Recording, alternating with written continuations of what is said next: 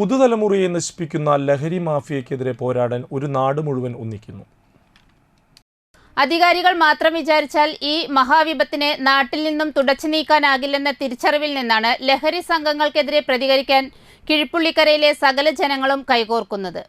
പ്രായപൂർത്തിയാകാത്ത കുട്ടികൾ പോലും ഇവരുടെ കണ്ണികളാവുകയും പ്രദേശത്തെ വീടുകളിലെ സമാധാന അന്തരീക്ഷം തകരുകയും ചെയ്തതോടെയാണ് പ്രശ്നത്തിന്റെ ഗുരുതരാവസ്ഥ നാട്ടുകാർക്ക് ബോധ്യപ്പെട്ടത്. തങ്ങളുടെ നാടിനെ തിരിച്ചുപിടിക്കണമെന്ന നിശ്ചയദാർഢ്യത്തോടെ ഒരു കൂട്ടം ചെറുപ്പക്കാരാണ് ലഹരി സംഘങ്ങളെ പ്രതിരോധിക്കാൻ മുന്നിട്ടിറങ്ങിയത്.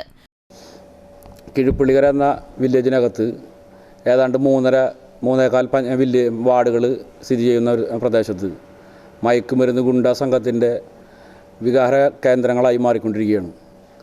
വിദ്യാർത്ഥികളുടെ ഇടയിൽ, യുവാക്കളുടെ ഇടയിൽ മയക്കുമരുന്ന് ഉപയോഗത്തിൻ്റെയും വിൽപ്പനയുടെയും അതുപോലെ തന്നെ പുറത്തുനിന്നുള്ള ഗുണ്ടാ സംഘത്തിൽ ഉൾപ്പെടുന്ന ഒരു സ്ഥിതിവിശേഷം നാട്ടിൽ രൂപപ്പെട്ടുകൊണ്ടിരിക്കുകയാണ്.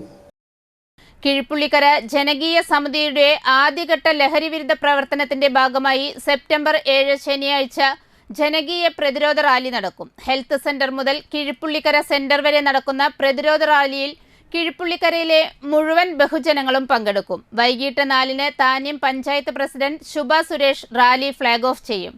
വൈകിട്ട് 5-ന് കിഴിപ്പുള്ളിക്കര സെന്ററിൽ നടക്കുന്ന പൊതുയോഗം Thrissur deputy excise commissioner C Sunu ഉദ്ഘാടനം ചെയ്യും.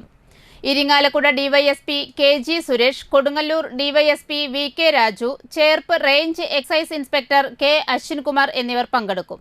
പത്രസമ്മേളനത്തിൽ TV ദീപു, വാർഡ് മെമ്പർമാരായ ഷൈനി ബാലകൃഷ്ണൻ, CL ജോയ്, മിനി ജോസ്, ജനകീയ സമിതി രക്ഷാധികാരി PB റബീർ അലി എന്നിവർ പങ്കെടുത്തു.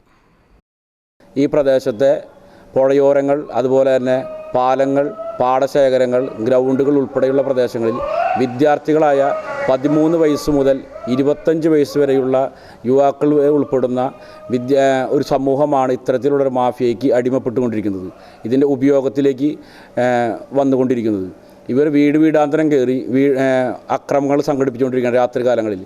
രാത്രികാലങ്ങളിൽ എയർപോർട്ടിൽ പോയി വരുന്നവർ, ആശുപത്രിയിൽ പോയി വരുന്നവർ, സിനിമ കണ്ടുവരുന്നവർ, ഇവരൊക്കെ തടഞ്ഞിർത്തി ഭീഷണിപ്പെടുത്തുന്ന സ്ഥിതിവിശേഷം ഈ പ്രദേശങ്ങളിലെ റോഡുകളിൽ, തെരുവ് വീതികളിൽ ഉണ്ടായിക്കൊണ്ടിരിക്കുന്ന ഒരു സാഹചര്യം കുറച്ചു നാളുകളായി കിഴിപ്പുള്ളിക്കര മേഖലയിലുണ്ട്.